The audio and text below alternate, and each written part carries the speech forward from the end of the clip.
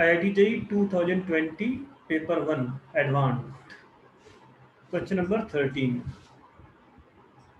Put a uniform meter scale horizontally on your extended index finger with the left one at 0.00 centimeter and the right one at 90.00 centimeter. When you attempt to move both the fingers slowly towards the center, initially only the left finger slips with respect to the scale and the right finger does not. After some distance, the left finger stops and the right one starts slipping. Then the right finger stops at a distance xr from the center of the scale and the left one starts slipping again. This happens because of the difference in the frictional forces on the two fingers. If the coefficients of static and dynamic friction between the fingers and the scale are 0.40 and 0.32 respectively, the value of Fr in centimeter is.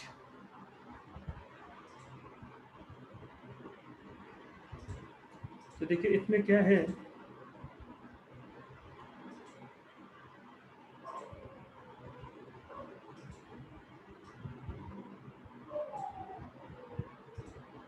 कि ये एक metre scale है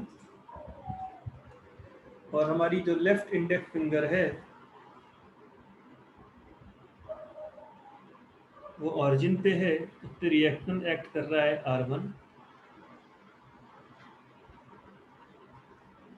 और right index finger यहाँ पर है। यहाँ पे x की वैल्यू है 90 सेंटीमीटर। इनफैक्ट अगर प्रॉपरली देखें तो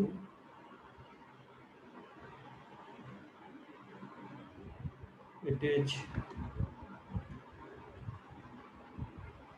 90.00 सेंटीमीटर और इसको भी दे रखा है 0.00 सेंटीमीटर। अब इसका वेट एक्ट करेगा यहाँ पर, वेट जो भी है रॉड का यहाँ पे एक्ट करेगा F इक्वल टू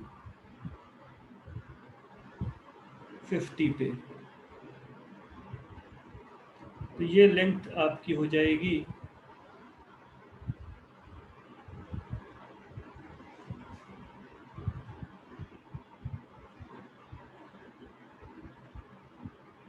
50 सेंटीमीटर और ये लेंथ हो जाएगी 40 सेंटीमीटर। एक बार फिर से डेसिमल्स का भी अगर हम ध्यान रखें तो 50.00 सेंटीमीटर और यहाँ पर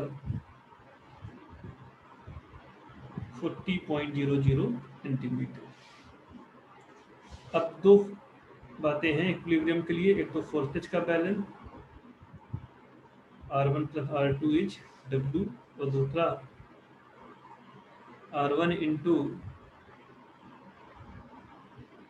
50 इज R2 मल्टीप्लाइड बाई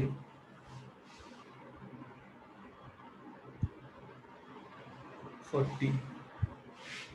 यदि हम इसको सॉल्व कर लें तो R1 हमें मिलेगा,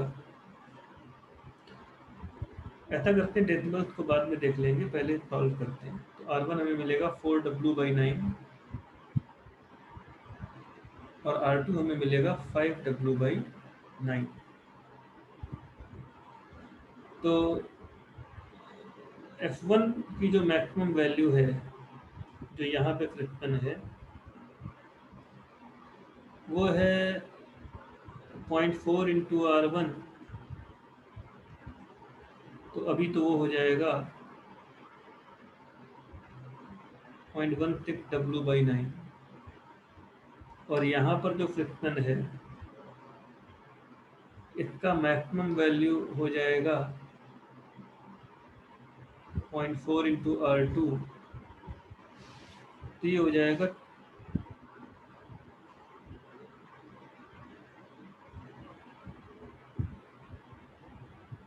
2W/9, और ये हमारा जो है 0.4 इंटू 4 है ना, तो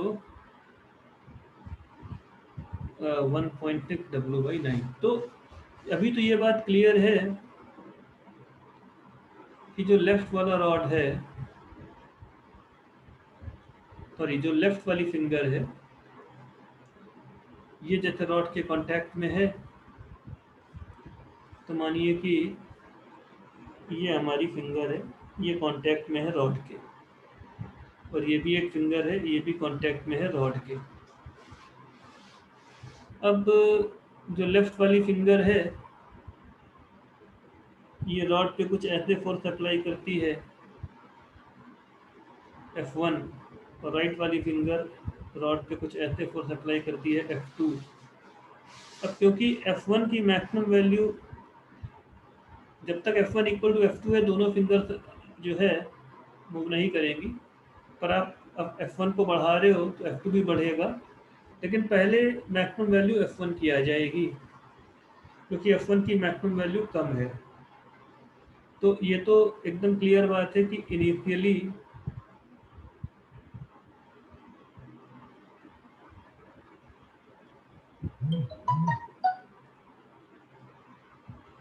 लेफ्ट फिंगर विल मूव, और जब लेफ्ट फिंगर चलेगी तो फिर क्या होगा? फिर ये होगा जी कि लेफ्ट फिंगर की जो दूरी है मिड पॉइंट से, वो कम होने लगेगी, और जब लेफ्ट फिंगर की दूरी कम होने लगेगी तो रिएक्शन R1 का वैल्यू बढ़ने लगेगा। ठीक है, तो अब इसके बाद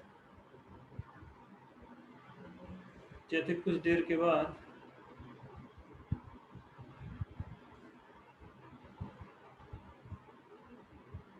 मान लीजिए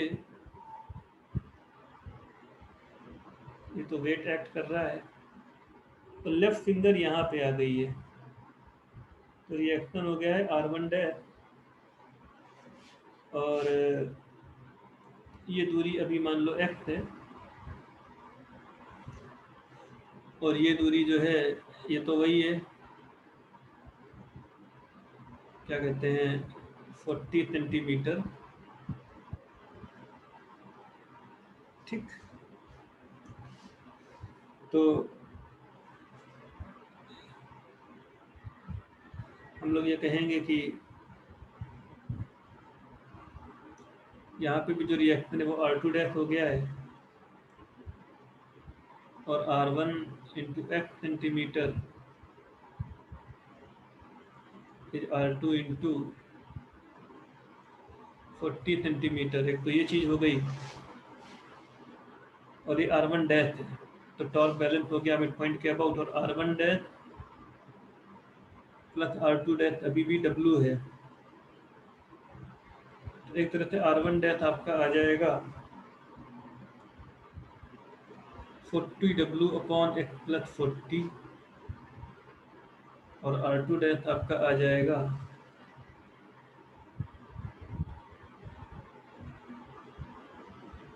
XW अपॉन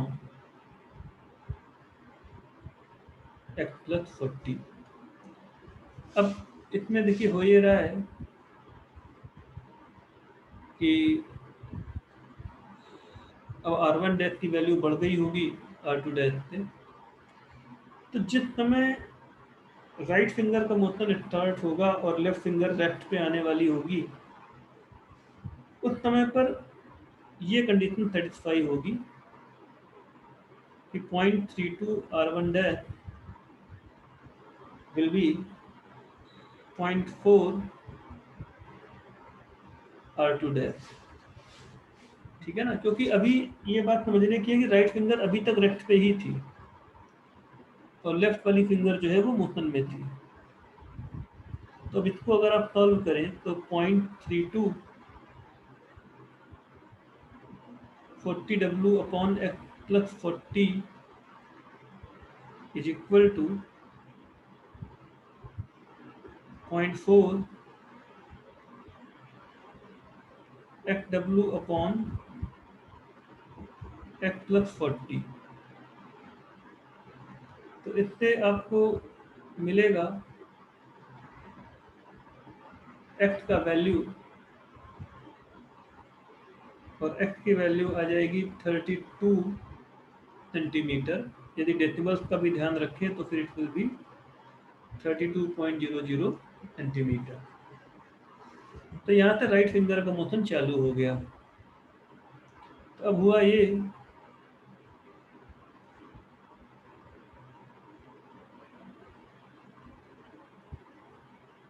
कि यहाँ तो वेट एक्ट करेगा,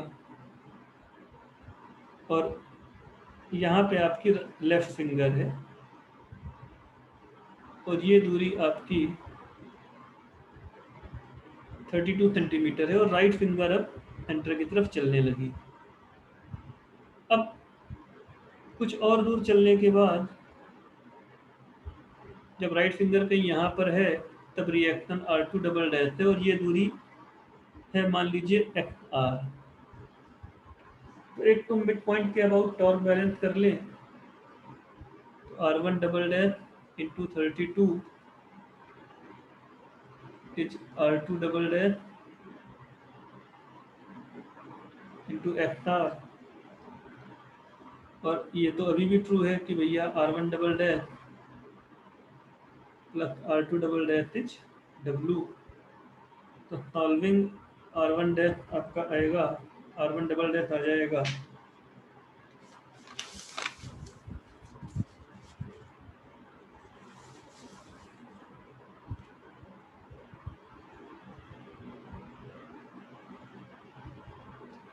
x R W upon X R plus 32, और R2 डबल डैश क्या आ जाएगा जी, 32W upon X R plus 32। अब ये है कि देखिए यहाँ पे क्या हो रहा है, now left finger is about to move. तो लेफ्ट फिंगर लेकिन अभी तक रेस्ट पे थी, और अभी तक राइट फिंगर मूव कर रही थी। तो जब ये left finger about to move है, तब फिर ये कंडीशन सेटिस्फाई होएगी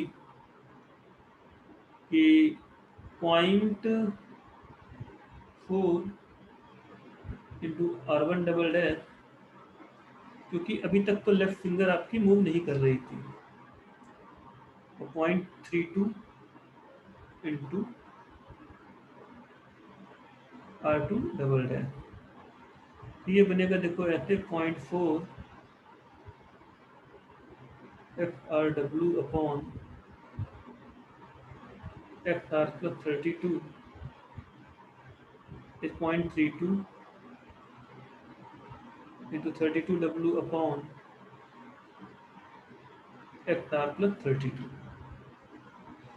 तो यहाँ पे एक्स आर की वैल्यू अगर आप सॉल्व कर लें, क्योंकि तो बहुत कुछ तो कॉमन है, कट जाएगा, जैसे ये कैंसिल हो जाएगा, डब्ल्यू कैंसिल ही हो गया। तो ये आपका आ जाना है 32 इंटू 0.8, और ये 25.6 आ जाएगा। और यदि डेसिमल्स का भी ध्यान रखें तो इट विल बी 25.60 सेंटीमीटर। तो एक्स आर की वैल्यू जो हमें कैलकुलेट करनी थी वो 25.60 सेंटीमीटर आ जाएगी। Thank you.